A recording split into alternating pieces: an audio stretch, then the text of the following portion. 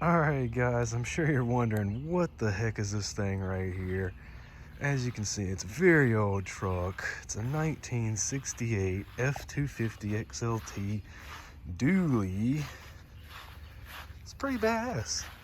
It is the newest addition in my toy collection, and I did end up trading something for this. And let me be the first to tell you, I love stuff like this, guys.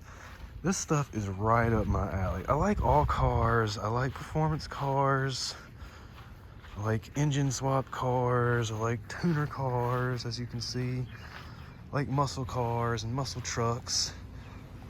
But this, guys, this is right up my alley. This is perfect for me personally. I get in this, turnkey and go, reliable, always cranks. Can make, 20-minute store runs, can make 2-hour drives. I love stuff like this, guys. And what I wanted to compare this to is what it's like to own something like this right here, opposed to maybe like one of these tuner cars, more so maybe one of these like really rare, expensive Skylines with all the goodies and gadgets that come on these things, opposed to what it's like to own something that's kind of just big and solid and easy, always reliable. I don't really have to worry about this, guys. That's a big plus to owning something kind of around like this right here. Is I'll show you what's under the hood here, and you'll understand a little bit more.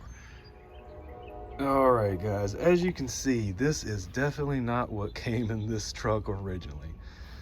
This is a Gen 1 5.0 Coyote motor paired with a 6-speed transmission. It came out of a newer F-150. I'm guessing probably like a 2011 and 12, who knows. Probably something along those lines. If you get any of these things off Marketplace, everyone will tell you, oh, it's a 20,000 mile motor, blah, blah, blah. Look, the motor and transmission, it all works good. It runs very smooth, idle. It's not even a loud, this isn't even a loud truck. It's only loud if you step on the gas, At idle, it's just as smooth and quiet as if it's, something that was supposed to come in here. It's just got the stock air box that came on the F-150s, kind of just like my F-150 over there. Yep, but as you can see, this is a really badass thick boy right here. Take a look around. And as I was getting into it, what it's kind of like to own something like this. It's always reliable, just turnkey and go, no real tricks to it, there's no body kit on here. It's all super solid. It's, you can you can run over the curbs, you can go over hills. You don't have to worry about scraping your paint. For one, there's just primer, so you don't have to worry about washing it too much. You don't have to worry about keeping the paint mint, But yeah, it's really, something like this is right up my alley, guys. And people love stuff like this. They really do. They love stuff like this. They love seeing an old truck out and about, sounding good, doing stuff, man. They love to give you a thumbs up. They love to ask you about it at gas stations, stores. Like, what in the world? Why does that thing sound like that? Why does it sound like a new truck? It's from 1968. This thing is older than my dad. But anyways, like, these things are super cool, guys. Don't get me wrong. I love tuner cars. I love Skylines. I love Supras. I love JZX 90s and 100s. I do. But these things are flat out stressful, guys. Look how low, like, even this isn't really super low, but it's low enough to scrape stuff. It's low enough to, you see they're very dirty. Gotta keep them clean all the time.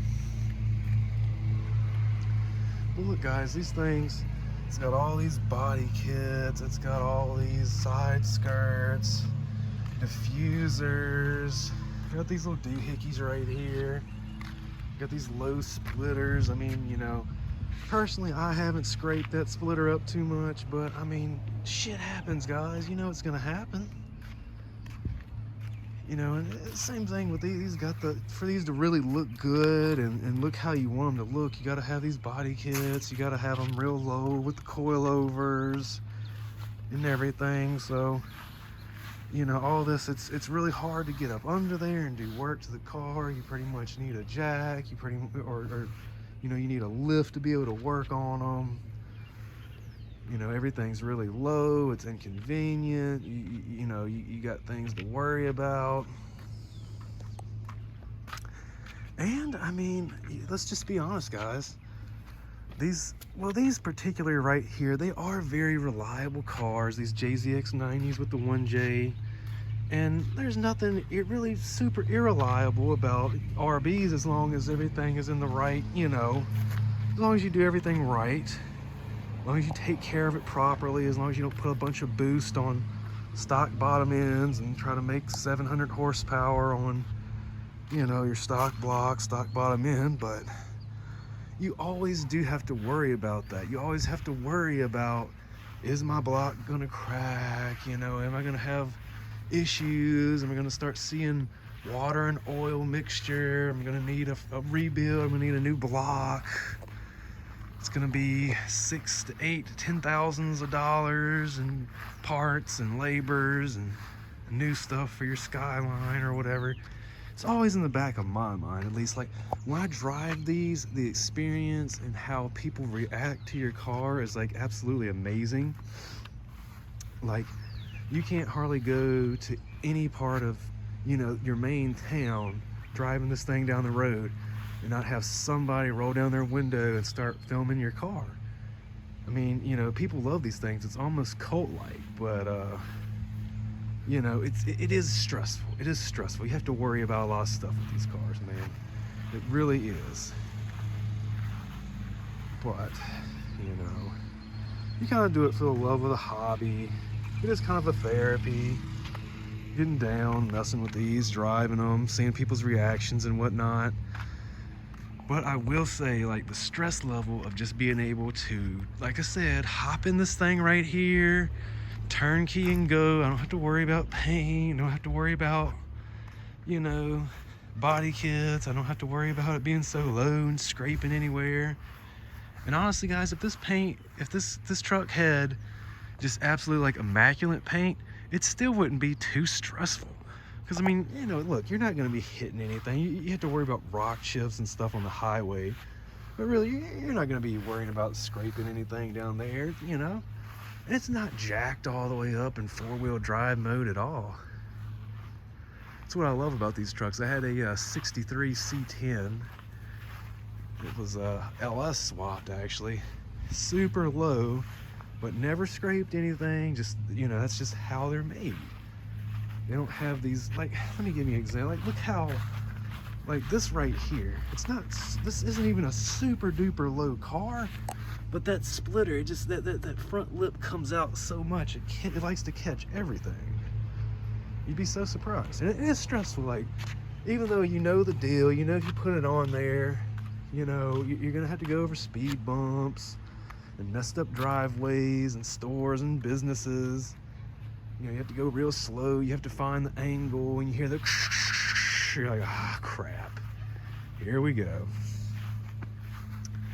But guys, you know, just to wrap it up, and in conclusion, I will say these things right here, and honestly, bang for buck, guys, I would say I really do get a lot more enjoyment out of, you know, something junky and nice that, you know, that has a nice engine and transmission and performs well. Like, I get a lot more enjoyment out of something like this opposed to something like these where I, you know, just get a lot of stress and worry, and you gotta keep everything clean. You gotta keep your splitters from getting, as you can see, that one's already taken some bumps and scrapes. So that's enough to just stress you out right there, just looking at the little bumps and scratches. That's just from normal daily driving up in a store, gym parking lot, anything, y'all. Just from that alone. But I'm gonna wrap it up here, guys. This is my new toy. This is my new F250 Coyote swapped. I really hope to do some cool things with this truck, guys. So if you're interested to see what I'm gonna be doing with this truck and some of my cars in general, like, subscribe, comment. I'm out.